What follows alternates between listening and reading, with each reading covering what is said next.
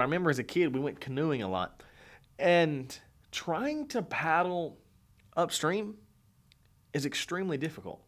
It's so much easier just to turn that canoe around, put the paddle in the boat, just hang on to the sides and just let it take you down the river.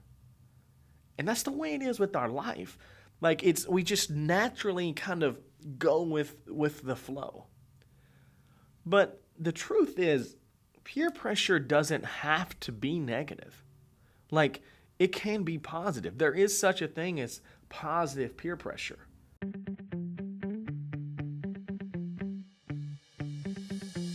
Hey there, welcome back to the Firm My Life podcast.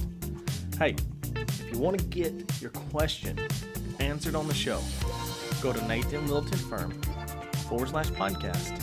There's a little form on there on my website that you fill out, question, leave your name and your email, and I'll see about getting your question here answered on the show, all right? So look, today I want to talk to us about peer pressure, about relationships. You see, relationships are so incredibly powerful in our lives. They have so much effect on really everything. They affect our health. They affect the money that we have. They affect the cars we drive. It affects just the way we act, our attitude, our personality. Peer pressure really affects every area of our life. And the thing about peer pressure is it's often negative. It's often pushing us in the wrong direction. And the reason it's so powerful, because if you've ever been in a canoe, I remember as a kid, we went canoeing a lot. And trying to paddle upstream is extremely difficult. It's so much easier just to turn that canoe around, put the paddle in the boat, just hang on to the sides and just let it take you down the river. And that's the way it is with our life. We just naturally kind of go with the flow. But the truth is, peer pressure doesn't have to be negative. It can be positive. There is such a thing as positive peer pressure. And it really just comes down to being around the right people. Jim Rohn, he's probably one of the greatest motivational speakers of all time. And he says it like this. He says, we become the average of the 5 people we surround ourselves with. Another guy, Dan Pena, he says, show me your friends and I'll show you your future.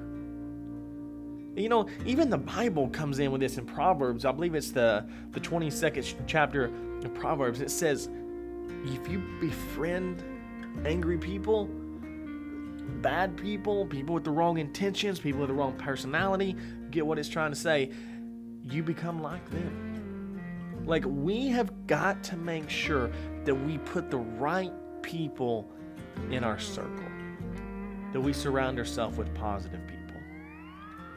I heard a statistic the other day, and this just blew my mind, but it was this. It said that the number one indicator of the level of a person's wealth is the zip code they were born in. It's wow. It's it affects literally every area of our life. So I believe it's very important that we put some focus on this and that we really pay attention who we've got in our life. Proverbs 13:20, it says, surround yourself with wise people and you will become wise. Here's the truth, guys.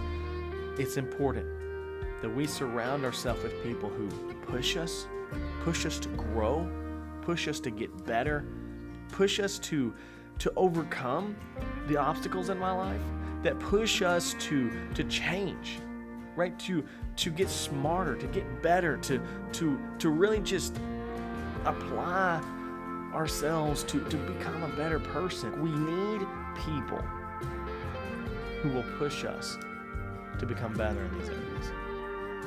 So here's what I want you to do. Got a little exercise for you.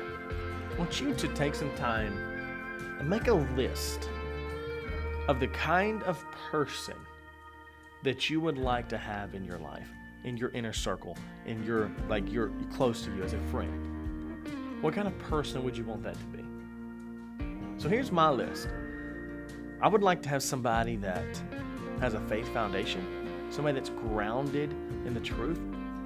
I like to have someone that's growth-minded, like that is pushing themselves, that believes in change. I'd like to have somebody that loves themselves, and somebody that loves others, that loves other people, that loves God.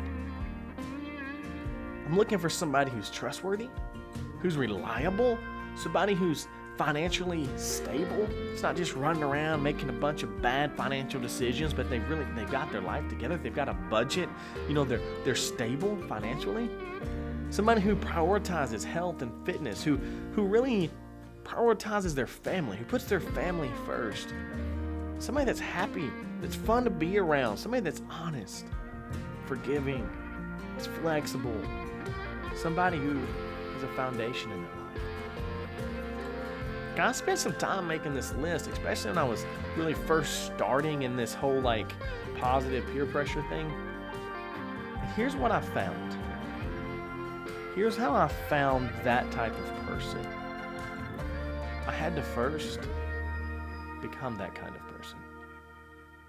If you want the kind of person that you've written down on your list, you want that person in your inner circle, you've got to become that person. You've got to go out there and begin to apply yourself to that. Remember, one of the things, this even bleeds over into our romantic relationships. I remember one of the things I would teach my young boys in my group, my youth group, and they would be like, man, I want to get married, I want to do all these things. And I asked them, I said, if you was that good, godly Christian girl, would you be interested in you? It's you better than anybody else does. Would you marry you? And most of the time, they look and say, oh, no, I wouldn't. I said, man, listen, you want to find that girl? You want to find that relationship? Go become the type of person that girl would be looking for. Listen, this applies to those kind of relationships. It applies to our inner circle. It even applies in our career and in our purpose and the things we can make a difference in our life.